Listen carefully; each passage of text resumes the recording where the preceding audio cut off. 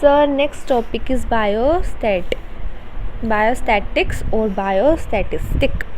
Biostatistic is a term used when the tool of statistic are apply to the data. जब हम अपना statistic जो हम है उसको हम अप्लाई करेंगे डाटा पे जो हमें मिला है कहाँ से, biological science, that is derived from biological science, जैसे कि medicines. The tools and theories of statistics are very important in the field of medicine science. Application and uses क्या है बायोस्टैटिस्टिक के? बायोस्टैटिस्टिक कहाँ कहाँ यूज़ होता है? To define what is normal और healthy in a population. Check करने के लिए हमारी पॉपुलेशन में क्या हेल्दी है और क्या नॉर्मल है.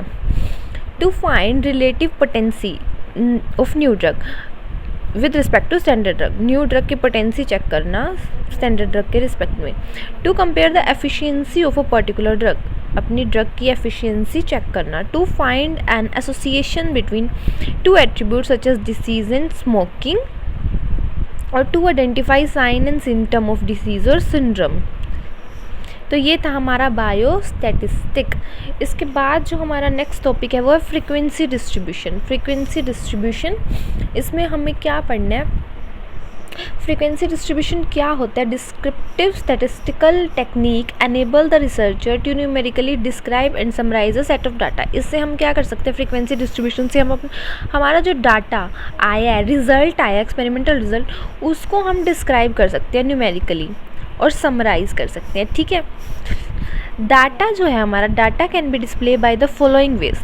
हम अपने डाटा को बहुत सारे तरीक़ों से दिखा सकते हैं. एक तो हमारा है फ्रीक्वेंसी डिस्ट्रीब्यूशन जिसको हम पढ़ेंगे.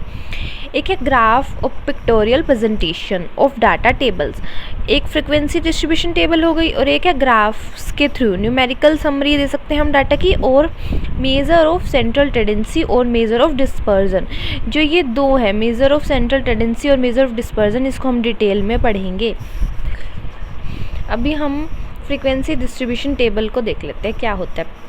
फ्रीक्वेंसी डिस्ट्रीब्यूशन टेबल क्या होता है? To better explain the data that have been collected, the data values are often organize and presented in a table termed as frequency distribution table. मतलब कि जो हमारा डाटा है उसको हम बेटर एक्सप्लेन कर सकते हैं bye frequency distribution table. This type of data display shows each value that occur in the data set. ये हमारी जो फ्रीक्वेंसी डिस्ट्रीब्यूशन टेबल है वो हर डाटा जो आया है वो डिस्प्ले करेगी. And how often each value occur. The frequency of occurrence for each data point is expressed in 4 ways.